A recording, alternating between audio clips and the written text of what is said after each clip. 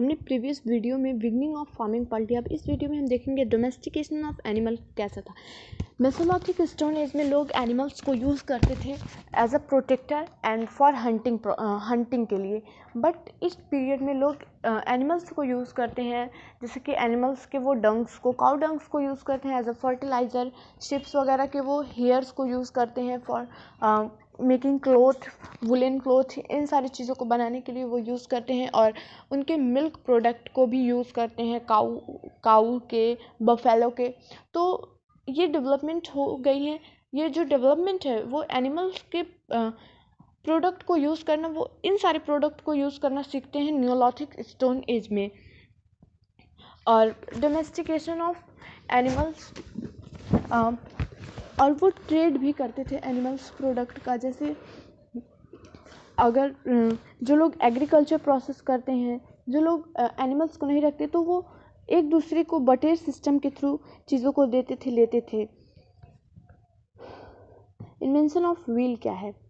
Invention of wheel इसे भी एक एक्सीडेंटल केस ही माना जाता है, but invention of wheel Mankind के लिए एक बहुत ही बड़ा अचीवमेंट रहा नियोलिथिक में, क्योंकि ये मैनकाइंड की जो लाइफ थी उसको बहुत ही ईजियर बना देता है, जैसे कि ट्रांसपोर्टिंग वर्क्स को। और इन्वेंशन ऑफ व्हील के साथ साथ ही जो चैरियट का कॉन्सेप्ट है, जो चैरियट जैसी चीज़ें, चैरियट मीन्स रथ, इस चीज़ का भी इन्वेंशन होता है। लोग व्हील्स को अलग अलग प्रोसेस के लिए यूज़ करते हैं। और नियोलिथिक स्टोन एज में पोइट्री का भी इन्वेंशन होता है। मेसोलिथिक स्टोन एज में लोग क्ले की पोट्स को यूज़ करते थे किसी चीज़ को स्टोर करने के लिए, बट नियोलिथिक में लोग पोइट्री को यूज़ करते हैं, उसे फायर में कुक करते हैं, बढ़िया इन्हेंसिंग होती है। और साइज़ में भी उसे एक अलग तरीके का शेप देते हैं, साइज़ देते हैं, उसमें वाटर को, वो फूड को, इन सारी चीज़ों को स्टोर करते हैं। तो जो पोइट्री है वो नियोलिथिक की बहुत ही अलग होती थी। उस पे लोग कलरफुल डिज़ाइंस भी करते थे, ज्योमेट्रिकल डिज़ाइंस, और एनिमल्स के फिगर्स वगैरह भी बनाते थे ह्यूमंस के साथ ही। और टूल्स में भी काफ़ी इम्प्रूवमेंट हुआ है इस टाइम के टूल्स में। इस टाइम के टूल्स पहले टूल्स थे जिसमें हाईली पॉलिशिंग होती थी एंड वो काफ़ी शार्पर होते थे। वो जिस टाइप के टूल्स चाहते थे वैसे बनाते थे, जैसे कि इस टाइम पे एक्स और एरोहेड, हैमर्स, ये सारी चीज़ें बनना शुरू हो गई थी। और इस चीज़ का जो एविडेंसेस है वो हमें टेराकोटा से मिला है। टेराकोटा क्या होता है कि किसी बड़ी चीज़ की same copy as a toy बनाना, वो टेराकोटा हो जाता है। लोग इस टाइम के जो टूल्स होते थे वो काफ़ी टफ होते थे, ड्यूरेबल, काफ़ी ज़्यादा टाइम तक चलने वाले होते थे। कम्युनिटी लाइफ, एग्रीकल्चर और डोमेस्टिकेशन ऑफ एनिमल्स के साथ साथ ही लोग अब सेटल होने लगे थे। मीन्स विलेजेस लाइफ शुरू हो गई थी। लोग स्मॉल कम्युनिटी में रहते थे। वो उनके खुद के होम बनाते थे, वुड के बनाते थे, मड के, कुछ कभी कभी वो लोग स्टोन्स के, जैसे कि उनके पास रिसोर्सेस होते थे वो उसी टाइप्स के होम बनाते थे। ऑक्यूपेशन की बात करें तो अब अगर डोमेस्टिकेशन ऑफ एनिमल्स भी आ गया था और ग्रोइंग ऑफ प्लांट, दोनों ही चीज़ें आ गई थी। तो हर एक लोग तो हर एक काम नहीं कर सकते, तो अलग अलग लोगों के पास अलग अलग ऑक्यूपेशंस होता था। लोग बटेर सिस्टम के थ्रू एक दूसरे से यूज़ करते थे, जैसे कि सरप्लस का कॉन्सेप्ट था। तो जो लोग ज़्यादा क्रॉप प्रोड्यूस करते थे वो उसे एक दूसरे को देते थे, और दूसरे लोगों से वो उसके प्लेस पे कोई और चीज़ें लेते थे। जैसे कि उस टाइम पे ऑक्यूपेशन में देखें तो jewellery, baskets, pots, art work, making of bricks, ये सारी चीज़ें भी आ गई थी। ट्रेड की बात करें तो ऑब्वियसली उस टाइम पे ट्रेड होना ही था, और जो ट्रेड सिस्टम था वो ट्रेड होता था बटेर सिस्टम के थ्रू। बटेर क्या होता है कि विदाउट यूजिंग मनी हम जब किसी चीज़ों को दे के किसी चीज़ों को लेते हैं, वो होता है बटेर सिस्टम।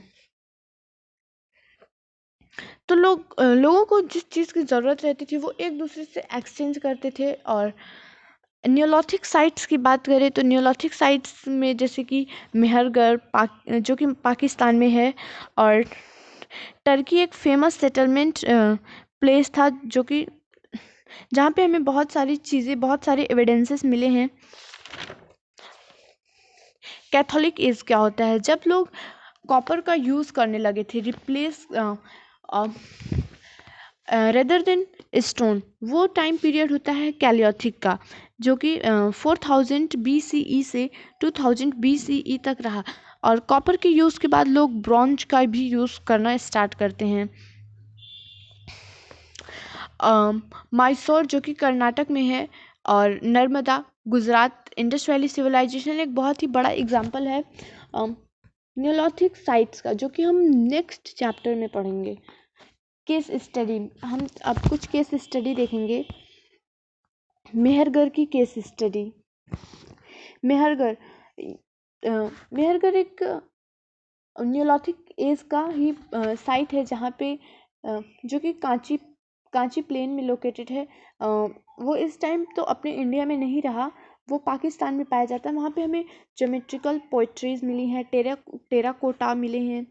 टेराकोटा क्या कि किसी बड़ी चीज़ का एज अ कॉपी सेम छोटी चीज़ बनाना, टेराकोटा। और farming, textiles, making of tools, ये सारी चीज़ें हमें मेहरगढ़ में मिले हैं।